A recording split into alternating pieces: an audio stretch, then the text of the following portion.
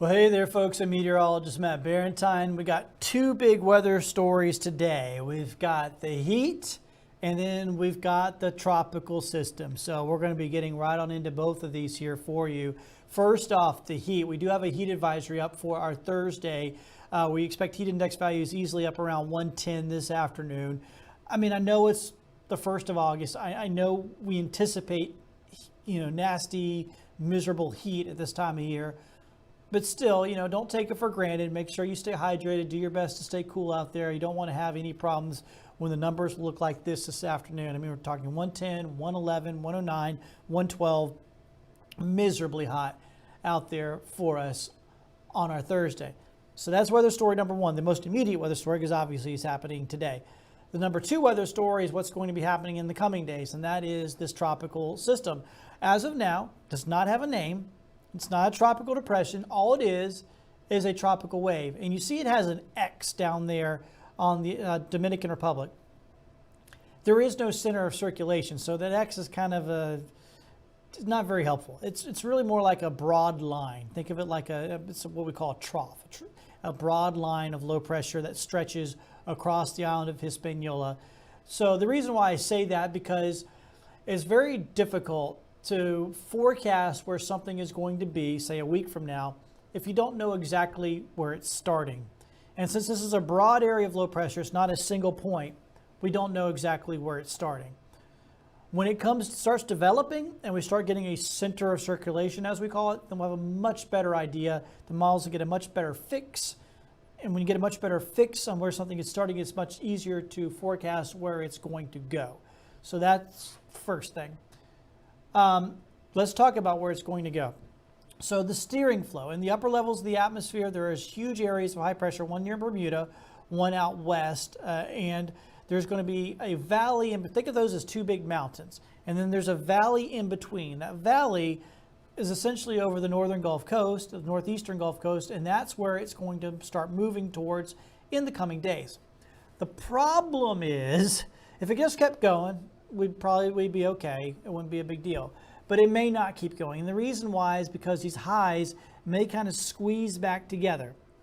Keep in mind, these are like I called them mountains, but these are mountains that move. All right, and so these mountains are going to kind of squeeze back together. That could actually squeeze this thing back down to the south or back to the west. It's going to essentially, most likely, in some way or shape or form, it's going to kind of bobble around. So very weak steering currents. And when the steering currents get weak, it gets very hard to forecast because it's just sitting out there, right? Like Sally did. Remember how Sally was so slow? Danny, very similar, just stopped. Harvey did the same thing. It just stopped for a while. And this one could do that. Could. None of this is written in stone at this point. This is the European model. Let's see what it's showing for it. There's those two areas of high pressure on either side. And here it goes by the weekend. This is Sunday, showing a broad area, not fully developed at that point, but trying to develop as it approaches the northern Gulf Coast, somewhere around Apalachicola, Panama City, somewhere in that region. And then look, it just kind of stops. Now it's Tuesday, it's still in that same region. Now let's go to Wednesday, same area. Thursday kind of slides back a little bit to the south and west, but it's generally in the same area. So from Sunday through Thursday, it's roughly in the same area in the northern Gulf, kind of bobbling around. This is the European model. That's what it has showing for this system. It shows it being pretty broad and weak as well, not really coming together. So now just take the GFS American model. What does it do? Well, let's head towards the weekend. By Sunday, it works its way into the eastern Gulf, and it shows it developing into probably what would be a tropical storm at that point. All right? This one shows by Monday it moving all the way over to around Savannah, Georgia. But then as we go into Tuesday, stalls actually off the Atlantic coast, and then possibly works its way back southwestward on Wednesday into Thursday back towards Tallahassee.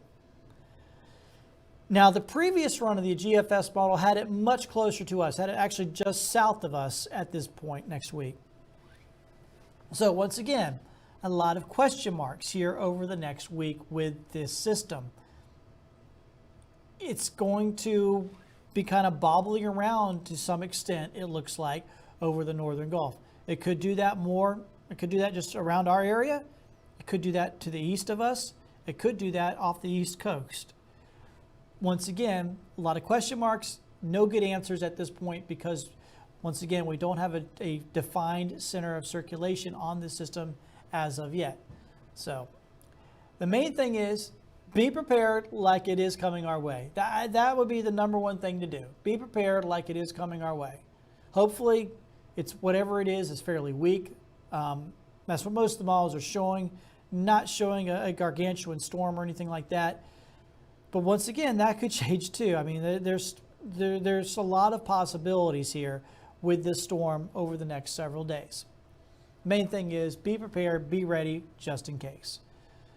Back home right now, things are really quiet. We don't have anything going on. This is going to be a very quiet day as far as any rain is concerned, only about 20 to 30% chance. There's not going to be a whole lot of storms around today, which is, you'd probably be hoping for. I mean, we need to dry out a little bit, but you may be hoping for some because it is going to be stinking hot otherwise. We're talking temperatures well up into the 90s. Heat index values easily up around 110 this afternoon. 110 degrees is what the heat index is going to feel like here for us today.